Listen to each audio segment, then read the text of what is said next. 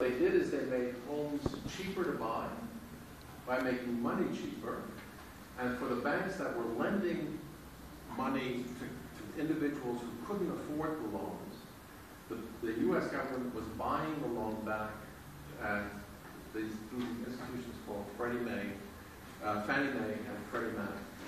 And as a result of it, there was no disincentive for a bank to lend this money. And therefore, you had cheap money. You had banks that didn't care whether or not they were lending to people who could afford it. And third, you had these assets that were being created by this borrowed money. And what you had was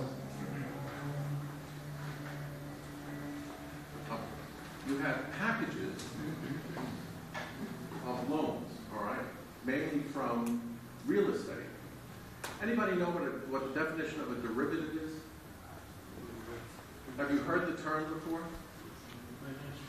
It's a financial instrument. And these derivatives actually were created over the past 10 years. And in order to understand the financial crisis the way we have it now, you have to understand what happened with the derivative. If you were a bank or another financial institution that was lending money for the purchase of homes, and you bought or you sold $100 million, right, worth of loans, you would put this into a package and you would take them out onto the financial services market, and you would sell this package because the nominal value was $100 million. But houses in the United States were on average increasing about 10% a year in value.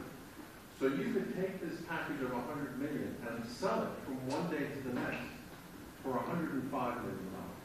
All right? Sometimes even more than that. And people were trading in these so-called derivatives left and right. And this $5 million over here was artificially synthetic value. But you know, the fact of the matter is, if somebody's willing to buy it from you, it's money, right? And what they would do then, the bank would then take this $105 million in nominal loans, it would take the package, split it up again, and create new packages that were smaller. And these packages, they would then increase the value of it and sell it on the international markets as well. The bank that did the most in this kind of business was Lehman Brothers. They made money hand over fist between 2002 and 2007 by taking loans, repackaging them, and then selling them.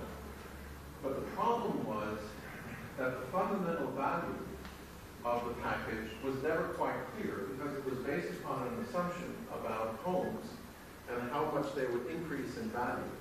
And what they discovered in 2006 and 2007 was that the fundamental value of this package was not $100 million, but actually a lot less.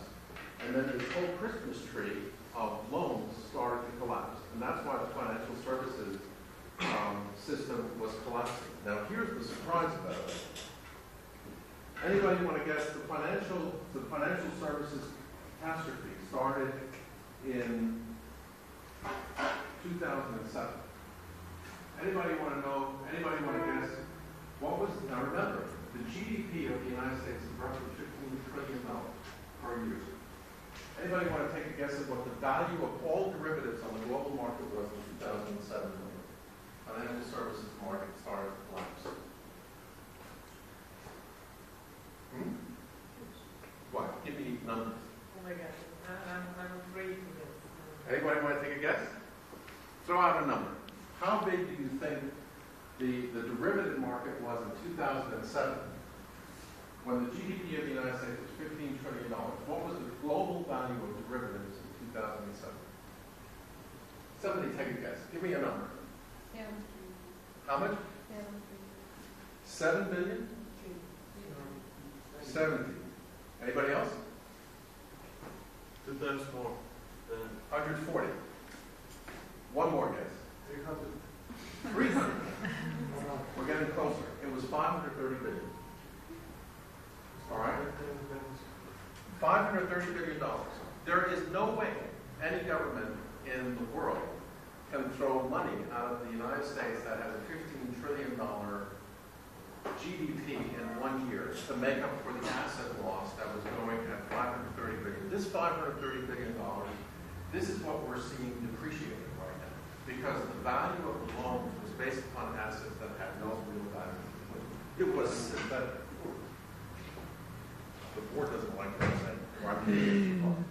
In any event, this value is probably maybe 200 billion, maybe 300 billion. We don't know. We haven't seen the bottom of this yet.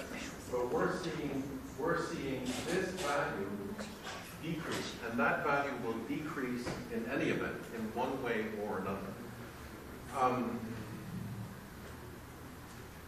That said, what we have decided in the Western world, including in the United States, is in order to capture the devaluation of assets, that we will take money, not only from the 15 trillion that we produce right now, but we will borrow money against the future, the same kind of problem that we had with the derivatives market, and throw it at the financial services in order to try to capture the loss of this money. But the problem is that this asset depreciation happens in every business cycle, is like a monster, and it will continue to eat its children until it gets fed as well. And what we are seeing right now is the reduction in these asset values. Yeah. How many years before 2007 you were aware of the problem? Because I know that this is not like you were surprised. Not only US, but the European Union as well, because Basel II is being written for a long time. So.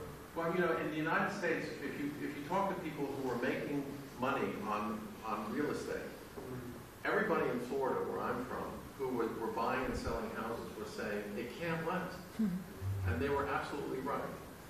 What the problem was over here, if you were a bank, all right, Lehman Brothers was making assumptions about the future that were just plain wrong. All right? And they were taking risk that was way over the top. That said, they were making profit margins of 40% profit in 2004 and 2005. They were hungry for this, and so they kept on going. Goldman Sachs, at the beginning of 2007, got out of this business and said, this is too risky. They sold all the derivatives. You know who bought the derivatives? Lehman Brothers. And so the question really is this a result of a poor financial market, or was it just bad decision-making because these guys were so hungry? They thought they could make money for nothing, and they were as well, and so they wanted to continue with it as well. Did they know that it was going to end at some point? Yes. But the problem with these derivatives, anything that's based upon artificial value, is that you have to be very careful in your risk management. And they were not. And so some banks anticipated it and are doing fine, like Goldman Sachs. Lehman got swallowed by it. And Citigroup got swallowed by it. A lot of the German banks, they bought American assets and they just bought wrong. They took a risk and lost. So I was thinking about the government. Was the government, where the government away? US and there's always some people in the governments who say, yeah, we saw it coming. All right? But the risk over here, I would say, the question for me is, should the United States government or any government intervene in these markets? I mean, right now we're taking the view that they are intervening in these markets, and they're taking your future money or my future money, throwing it at a problem.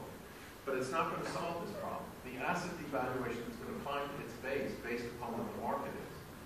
And I think part of the reason why you had this creation of a derivative market is because the government got involved in creating a policy of promoting housing, and it was telling banks what to do.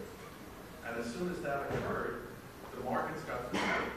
So whenever you intervene, all right, whenever the government intervenes, it distorts actually what's happening. Give you another example, all right? The city of Detroit. Anybody know the city of Detroit?